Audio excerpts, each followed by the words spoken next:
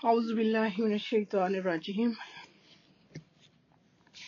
جی، تنزل الملائکۃ، فرشتے اترتے ہیں، یعنی فرشتے اس مبارک رات میں کثرت سے نازل ہوتے ہیں۔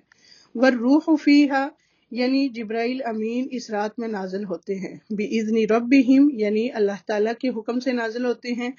من کل امر، ہر حکم سے مراد انسانوں کی تقدیریں ہیں جو اس دن طے کی جاتی ہیں، جیسا کہ رب العزت نے فرمایا ہے فیہا یفرق کل امر حکیم، اس رات میں ہر محکم کام کا فیصلہ صادر کیا جاتا ہے۔ وہ ان کاموں کو انجام دینے کے لیے اترتے ہیں جن کا فیصلہ اللہ تعالیٰ اس سال کے لیے فرماتا ہے۔ اس مبارک رات میں فرشتے کثرت سے اترتے ہیں کیونکہ یہ بڑی برکت والی رات ہے، اور فرشتے برکتوں اور رحمتوں کے موقع پر ہی اترتے ہیں۔ مثلاً تلاوت قرآن کے موقع پر اترتے ہیں، ذکر کی مجلسوں کو گھیر لیتے ہیں، اور طلباء کی عظمت کے لیے ان کے قدموں کے نیچے پر بچھا دیتے ہیں۔ سلام ہی حتی مطلع الفجر، فرشتے رات بھر سلامتی کی دعائیں مانگتے ہیں، یعنی سلامتی ہی سلامتی ہے۔ اس رات میں جو فرشتے نازل ہوتے ہیں وہ سارے عبادت گزاروں کے لیے سلامتی کی دعا کرتے ہیں۔ اس رات میں جتنے فیصلے کیے جاتے ہیں وہ سب خیر اور سلامتی کے ہوتے ہیں، حتیٰ کہ اگر کسی قوم کی تباہی کا فیصلہ بھی ہو تو زمین والوں کے لیے اس میں خیر اور سلامتی ہے۔ یہ رات ہر آفت اور ہر شر سے سلامت ہے، اور اس کی وجہ یہ ہے کہ اس کی بھلائی کثیر ہے۔ ہی حتی مطلع الفجر، اور رات فجر کے طلوع ہونے تک، یعنی اس رات کی ابتدا غروب آفتاب سے ہوتی ہے اور اس کا اختتام اور اس کی انتہا طلوع فجر ہے۔ اللہ تعالیٰ سے دعا ہے کہ اللہ تعالیٰ ہمیں رمضان کی برکتوں اور خاص طور پر شب قدر سے فائدہ اٹھانے کی توفیق عطا فرمائے، خوب عبادتیں کریں انشاءاللہ، اور دعائیں مانگیں اپنے لیے شب قدر میں۔ اور شب قدر کی دعا بھی آپ کو بتا دی گئی ہے کہ اللہم انک عفو تحب العفو فاعف عنی، طاق راتوں میں آپ نے یہ دعا جو ہے وہ کثرت سے مانگنی ہے۔ نبی پاک صلی اللہ علیہ وآلہ وسلم کی تعلیم کردہ دعا یہ ہے انشاءاللہ تعالی۔ ابھی ہم آتے ہیں اپنے پارے کی طرف جو ہم نے سورہ کافرون۔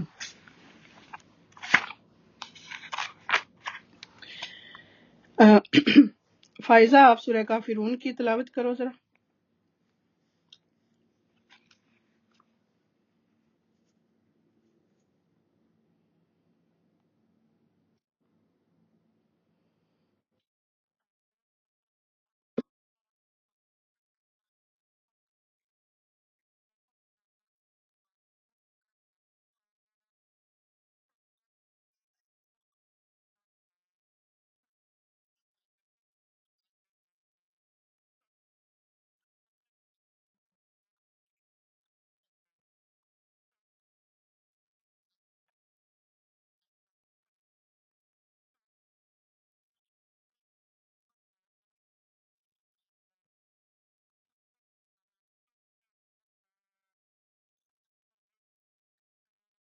بارک اللہ فیک۔ جی، تو چوتھائی قرآن کے برابر ہے یہ سورت، شرک سے بری کرنے والی سورت ہے۔ فجر اور مغرب کی سنتوں میں پڑھی جاتی ہے، وتر میں پڑھی جاتی ہے، اور رات کو سونے سے قبل بھی پڑھی جاتی ہے۔ بسم اللہ الرحمن الرحیم، شروع کرتی ہوں اللہ کے نام سے جو بڑا مہربان نہایت رحم فرمانے والا ہے۔ قل یا ایھا الکافرون، آپ کہہ دیجئے کہ اے کافرو، لا اعبد ما تعبدون، نہ میں عبادت کرتا ہوں اس کی جس کی تم عبادت کرتے ہو، ولا انتم عابدون ما اعبد، نہ تم عبادت کرنے والے ہو اس کی جس میں عبادت کرتا ہوں، جس کی میں عبادت کرتا ہوں، ولا انا عابد ما عبدتم، اور نہ میں عبادت کروں گا جس کی تم عبادت کرتے ہو، ولا انتم عابدون ما اعبد، اور نہ تم اس کی عبادت کرنے والے ہو جس کی میں عبادت کر رہا ہوں۔ لکم دینکم ولی دین، تمہارے لیے تمہارا دین ہے اور میرے لیے میرا دین ہے۔ یعنی نبی صلی اللہ علیہ وآلہ وسلم کو حکم دیا گیا کہ آپ ان کو علی الاعلان بتا دیجئے کہ تمہارا طریقہ اور ہمارا طریقہ اور ہے، یعنی کافروں کا۔ تو دین اسلام ہر طرح کے شرک سے خالص اور پاک ہے اور صاف ہے، بلند ہے، جس میں صرف ایک اللہ تعالیٰ کی عبادت کی جاتی ہے اور اس کے سوا کسی اور کی عبادت نہیں کی جاتی۔ سورہ النصر، سورہ نصر مدنی ہے اور اس میں 3 آیتیں ہیں۔ بسم اللہ الرحمن الرحیم، اذا جاء نصر اللہ والفتح ورأیت الناس يدخلون فی دین اللہ افواجا فسبح بحمد ربک واستغفر انہ کان توابا۔ شروع کرتی ہوں اللہ کے نام سے جو بڑا مہربان نہایت رحم فرمانے والا ہے۔ جب اللہ کی مدد اور فتح آ جائے اور تو لوگوں کو اللہ کے دین میں جوک در جوک آتا دیکھ لے تو اپنے رب کی تسبیح کرنے لگ جا حمد کے ساتھ اور اس سے مغفرت کی دعا مانگ، بے شک وہ بڑا ہی توبہ قبول کرنے والا ہے۔ تو اس میں لوگ گروہ در گروہ اللہ کے دین میں داخل ہو رہے ہیں، تو کیا کیا جائے؟ کوئی فخر و غرور نہیں، اپنے رب کی حمد کے ساتھ اس کی تسبیح کیجیے، پڑھیے سبحان اللہ و بحمدہ سبحان اللہ العظیم 3 بار پڑھیے اور اس سے بخشش طلب کیجیے۔ استغفر اللہ 3 بار، یقیناً تیرا رب توبہ قبول کرنے والا ہے۔ تو افضل کام جو ہے وہ استغفار پر ختم کیجیے۔ نماز کے فوراً بعد کیا کہتے ہیں؟ استغفر اللہ اور استغفر اللہ۔ حج میں استغفار کی کثرت ہوتی ہے، اسی طرح دیگر اعمال میں بھی۔ جو بھی نیکی کا کوئی کام مکمل ہو، کوئی اچھا پروجیکٹ مکمل ہو، تو پھر اللہ تعالیٰ کی تعریف اور اپنے گناہوں کی معافی۔ اللہ تو پاک ہے اور میں گنہگار ہوں، مجھ سے کمی کوتاہی رہ گئی تو ہر عیب اور نقص سے پاک ہے۔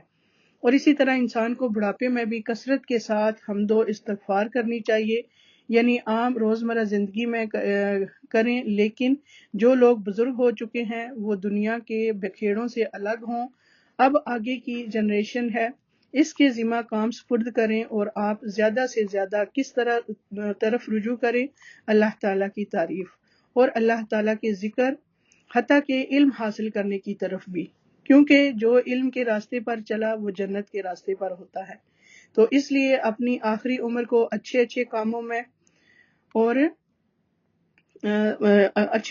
میں ٹائم لگائیں، دین سیکھیں، ذکر اذکار کریں، اپنی نمازوں کو بہتر کریں، اپنی آخرت بنائیں، کیونکہ پلٹ کے ہم دنیا کی طرف دیکھتے چلے جاتے ہیں اور اسی کے نقصان پر روتے چلے جا رہے ہیں، اور ان ہی کا غم پالا ہوا ہے کہ آگے اپنا اگلا غم دیکھیں۔ تو استغفار کے بعد مختلف مواقع ہوتے ہیں، سونے سے پہلے، سجدے میں، سلام پھیرنے کے بعد، دن میں 70 سے زیادہ استغفار اور دنیا سے جاتے ہوئے استغفار۔ نبی صلی اللہ علیہ وآلہ وسلم آخری وقت میں کیا کہہ رہے تھے؟ اللہم اغفر لی وارحمنی والحقنی بالرفیق الاعلی۔ تو ہمیں بھی استغفار کی کثرت کرنی چاہیے۔ یہ نبی پاک صلی اللہ علیہ وسلم کو فرمایا جا رہا ہے جب لوگ جو ہے زیادہ سے زیادہ دین کی طرف آ رہے تھے، زیادہ سے زیادہ اسلام کی طرف آ رہے تھے، تو نبی پاک صلی اللہ علیہ وسلم کو اللہ تعالیٰ کی حمد اور استغفار کرنے کی تلقین کی گئی اللہ کی طرف سے۔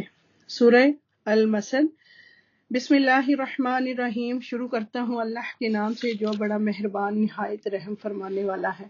تبت یدا ابی لہب وتب، ابو لہب کے دونوں ہاتھ ٹوٹ گئے اور وہ خود ہلاک ہو گیا۔ ما اغنی عنہ مالہ وما کسب، نہ تو اس کا مال اس کے کام آیا اور نہ اس کی کمائی۔ سیصلی نارا ذات لہب، وہ عنقریب بھڑکنے والی آگ میں جائے گا۔ وامرأتہ حمالۃ الحطب، اور اس کی بیوی بھی جائے گی جو لکڑیاں ڈھونے والی ہے۔ فی جیدہا حبل من مسد، اس کی گردن میں پوست یعنی کھجور کی بھٹی ہوئی رسی ہوگی۔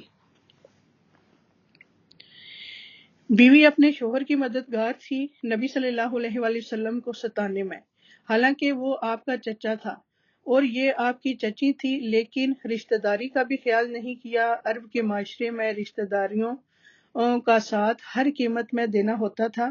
انہوں نے عرب کی روایت کا بھی پاس نہ کیا اور انتہا درجے کی مخالفت کی آپ صلی اللہ علیہ وآلہ وسلم کی۔ اور ابو لہب کی بیوی اپنے گلے کا قیمتی ہار اٹھا کر کہتی تھی، اس ہار کو محمد کی مخالفت میں خرچ کر دوں گی، نعوذ باللہ۔ تو اس سے یہ پتہ چلتا ہے کہ اگر زندگی کا ساتھی نیک ہو تو انسان نیکیوں میں بہت آگے بڑھ سکتا ہے، اور اسی لیے نیک بیوی اختیار کرنے کا حکم دیا گیا جو ایمان میں بہتر ہو، اور وہ دنیا کی سب سے بڑی متاع ہے۔ صوبان رضی اللہ تعالیٰ عنہ کہتے ہیں کہ جب یہ آیت نازل ہوئی تو جو لوگ سونا چاندی جمع کر کر کے رکھتے ہیں اور اسے اللہ کے راستے میں خرچ نہیں کرتے، وہ کہتے ہیں کہ اس وقت ہم رسول اللہ صلی اللہ علیہ وآلہ وسلم کے ساتھ کسی سفر میں تھے، تو آپ کے کسی صحابی نے پوچھا کہ سونا اور چاندی کے متعلق جو حکم نازل ہونا تھا وہ تو ہو گیا، اب ہمیں یہ معلوم ہو کہ اور کون سا مال بہتر ہے تو وہ لے لے، یعنی سونا چاندی جمع کرنا پسندیدہ نہیں تو کوئی اور چیز بتا دیجئے۔ آپ نے فرمایا کہ سب سے افضل مال ذکر کرنے والی زبان ہے۔ سبحان اللہ، وہ زبان جو اللہ تعالیٰ نے آپ کے منہ میں دی ہے، جس سے آپ بول سکتے ہیں، شکر گزار دل ہے، تنہائی میں آپ اللہ تعالیٰ کا ذکر کر سکتے ہیں، اور ایمان والی بیوی جو اس کے ایمان پر اس کی مدد کرتی ہے۔ تو نیک بیوی جو ہے وہ اپنے شوہر کو نیکی کی طرف لے آتی ہے، تو اس لیے خواتین کا نیکی کے راستے پر ہونا بہت ضروری ہے۔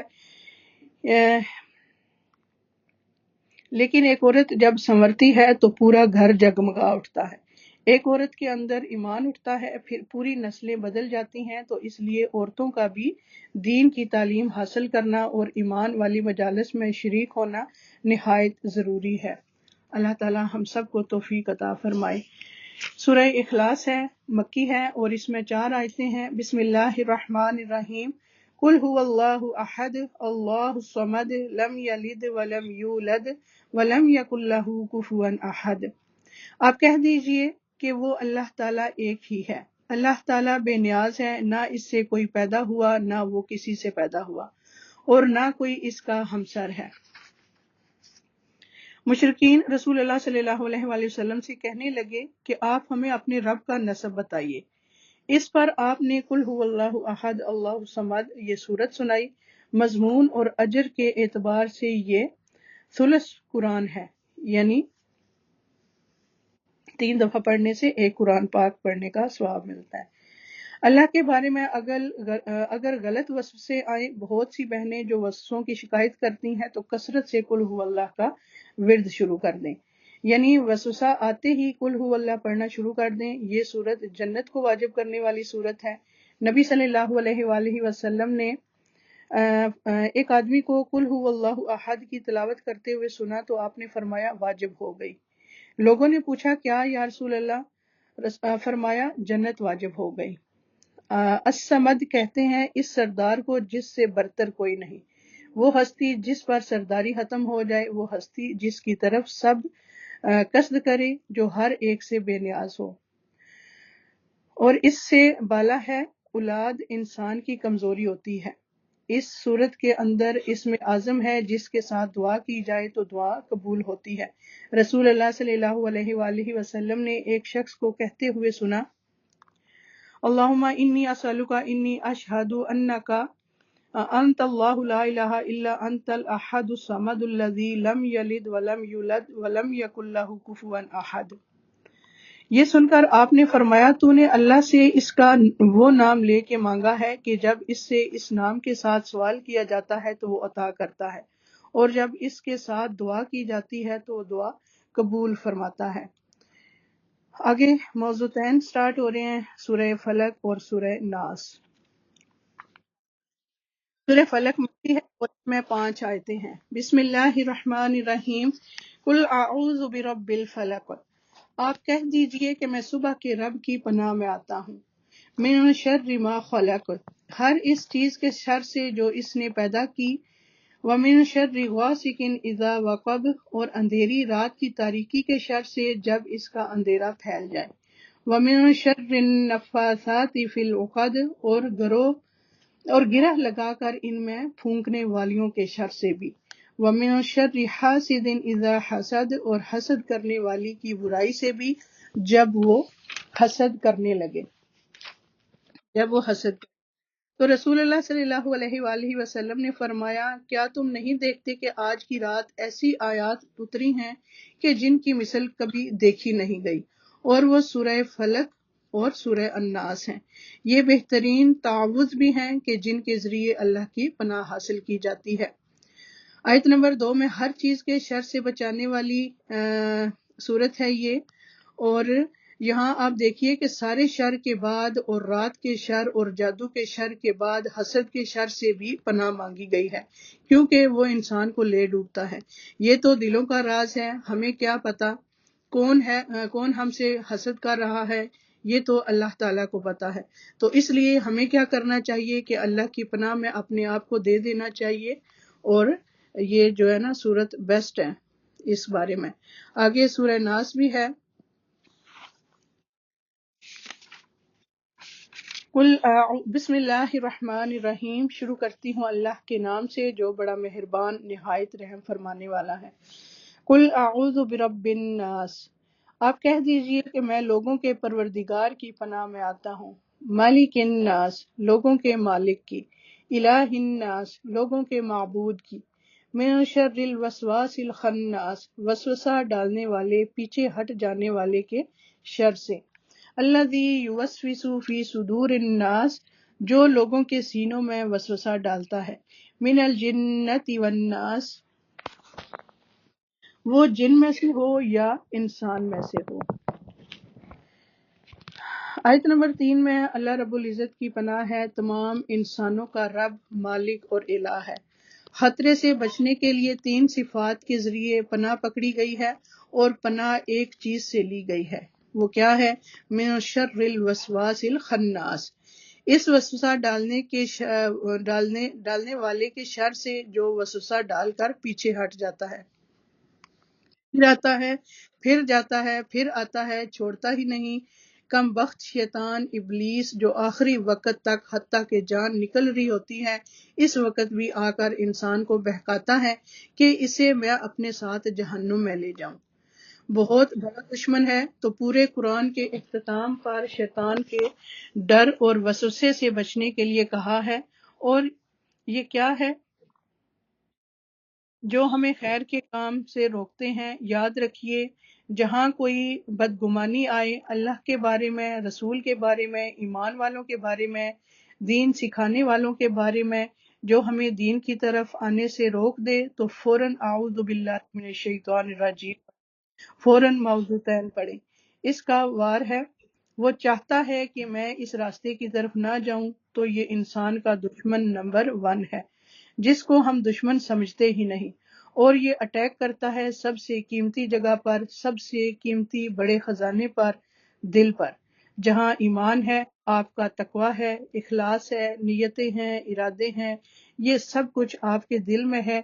یہ بار بار آ کر دل پر حملہ کرتا ہے اور آپ کے سینے کے آس پاس رہتا ہے تاکہ خزانہ چرا لے، آپ کے اندر ایمان کمزور کر دے، آپ کا عقیدہ خراب کر دے، اور آپ کے اندر عبادت کے معاملے میں ریاکاری ڈال دے، دل میں خود پسندی ڈال دے۔ اور پھر شیطان تو ویسے بھی خون کی طرح اندر گردش کرتا ہے، لیکن اس کی چالیں صرف وسوسے تک ہیں۔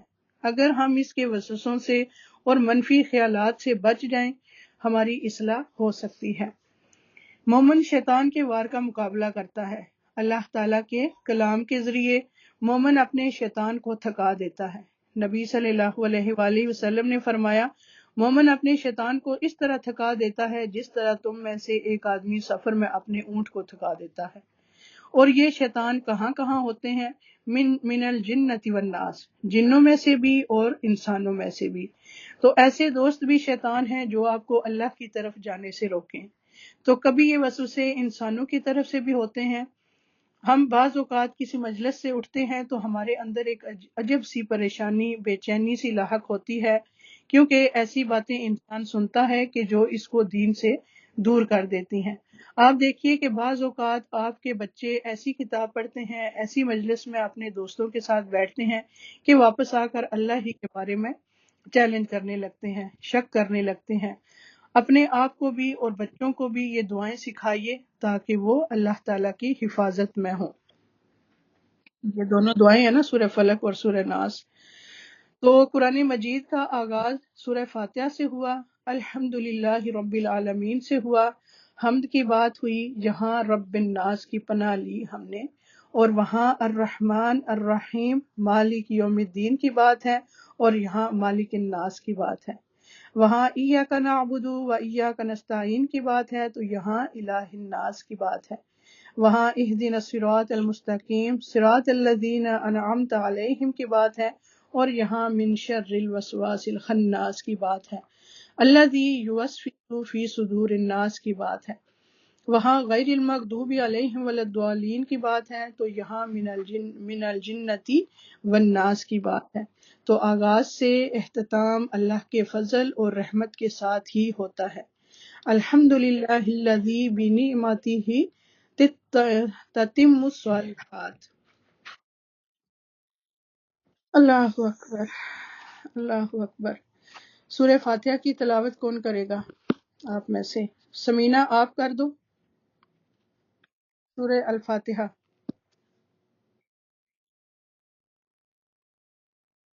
سمینہ ہے ہمارے ساتھ؟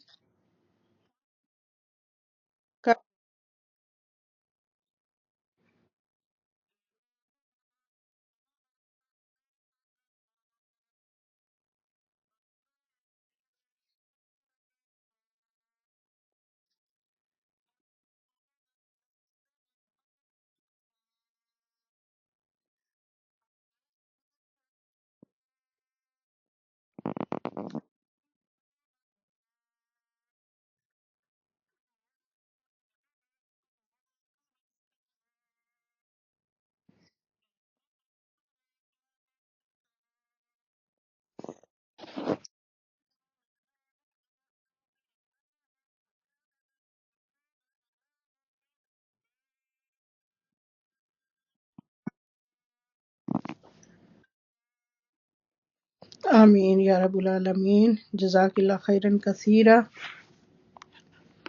الحمدللہ جی، بہت بہت مبارک ہو، آپ کا پورا قرآن پاک کمپلیٹ ہو گیا ہے۔ اللہ تعالی ہم سے یہ ہماری کوشش جو ہے وہ قبول فرمائے۔ ربنا تقبل منا انک انت السمیع علیم وتب علینا انک انت التواب الرحیم۔ یا رب جو کچھ کیا تو اسے اپنے لیے قبول فرما لے، اور آئندہ بھی زیادہ سے زیادہ ہمیں علم عطا فرما۔ آمین یا رب العالمین۔